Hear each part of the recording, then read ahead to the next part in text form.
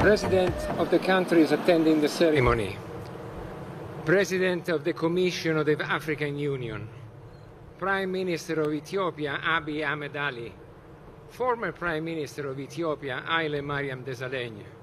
Honorable member of the government of the countries attending the ceremony. Speakers of the houses. Honorable ministers. Members of the parliament. Regional presidents. Beni Shangul Regional President and authorities, Army General and representatives, distinguished guests, ladies and gentlemen.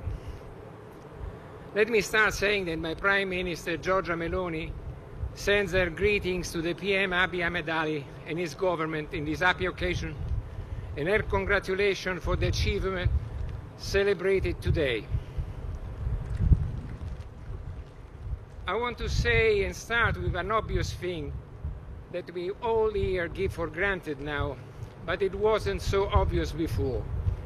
The great Ethiopian Renaissance Dam, it is finally a fact after 15 years.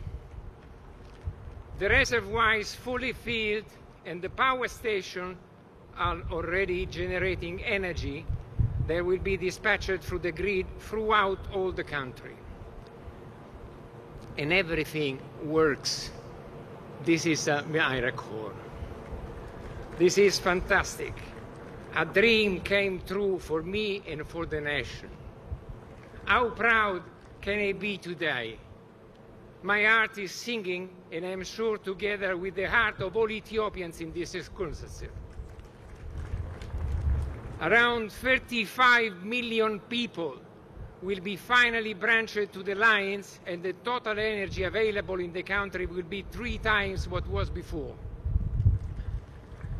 The equivalent power of 3 nuclear plants together is generated here. Ethiopia can sell energy to neighboring countries, reinforcing relationship and fostering development of the entire region in peace.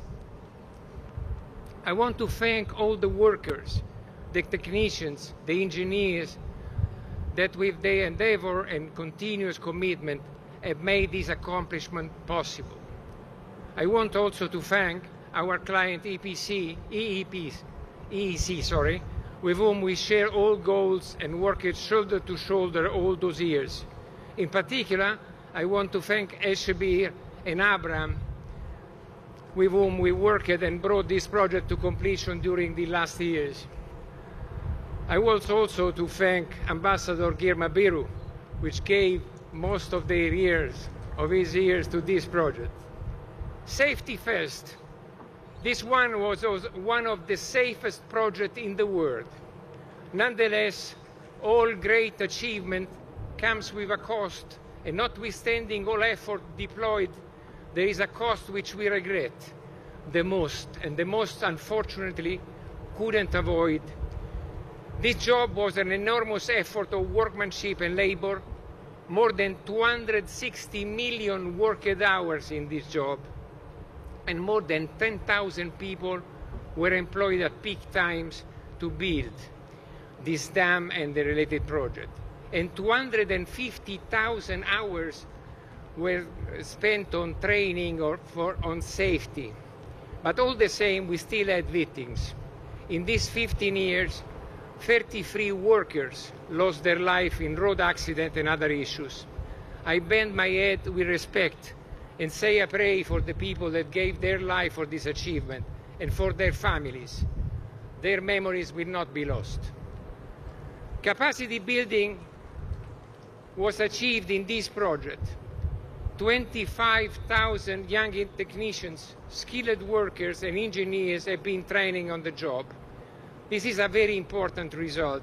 A very scarce resource was obtained as a side result. They can give an essential contribution for the future of this country. I started with an obvious consideration, but it was not obvious at all when we started this journey. I was working with, at the time, PM Meles Zenawi, visiting the Beles project which was under construction. We were near the Little Bay, and he told me, I have a dream for this country. Energy independence and abundance. Can you design a project on the bay? I want a mega project, at least 6,000 megawatts is stated. Do it quickly. A year after, he passed away. Then another prime minister came, was the Honorable Haile Mariam Desalegn. He had to make difficult and tough choices, successful choice as we see today.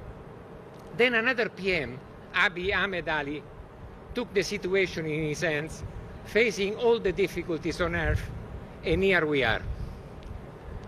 Character of Ethiopians is tempered by difficulties and challenges. Think at the Ethiopian runners who trained themselves at 2,000 meters over the sea level to win. No one wanted this country to build this project. No one wanted to finance it. Many political issues, too many problems, and no easy solutions. But the Ethiopians are not afraid of difficulties. They are resilient, and when they face resistance or enemies, they double their effort and they take the best out of them.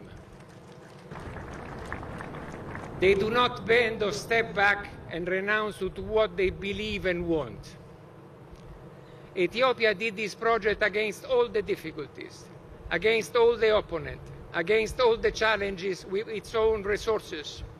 The Commercial Bank of Ethiopia financed it, and citizens did their part, purchasing a bond issued expressly. It was my dam, was the mantra they said. And this is it. It is their dam. They were opponents and fears. Now that the dam reservoir is completely filled, we have demonstrated with facts what was before fruit of estimate and calculation, not harm or damage to the water flow in the downstream countries. Aswan Dam Reservoir, it is at its maximum level contemporaneously as the Gerd Reservoir is full. I want to pay a little tribute to my father, which gave all his life and his love to this country, and to Pietrangeli, which is the father of many of the projects that we did in this country. I arrived in Ethiopia in the 60s. Most of the people here were not born at that time, and certainly none of the ladies. We were doing the Legadadi Dam, and my father was bringing me with him to visit the job site.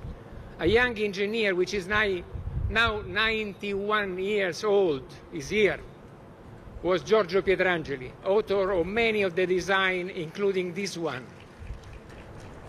I brought my son Gregorio here.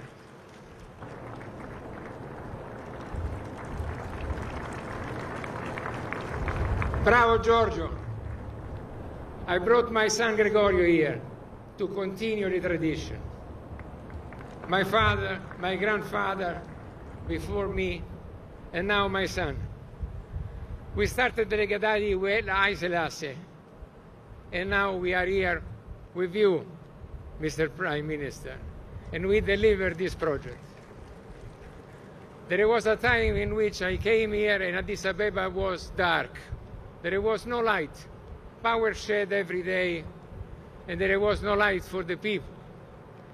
Now it was a nation into the darkness. Now there is light everywhere. Now Ethiopia can sell energy to the neighboring country. You imagine that? I read about the golden of Ethiopia. But the golden of Ethiopia is not the metal, the precious thing, but it's the water that we have above the sea level on the islands, and is the white oil, is clean and sustainable. No one else has this luck. We built and originate and design a large part of the project of the country. More than 10,000 megawatts installed for the future of the country. There is another name for energy, power. Power, and there is a meaning behind this. Power to grow, power to connect, to develop, to industrialize, to teach, to heal, to build peaceful and fruitful relationships. Power for the future of the people.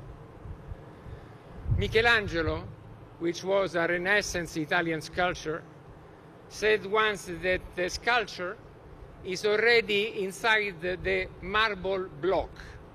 The role of the sculpture is only to take off the things which are useless, and you see the sculpture inside it. We have the same for the hydroelectric plant for the future. Water is where we need.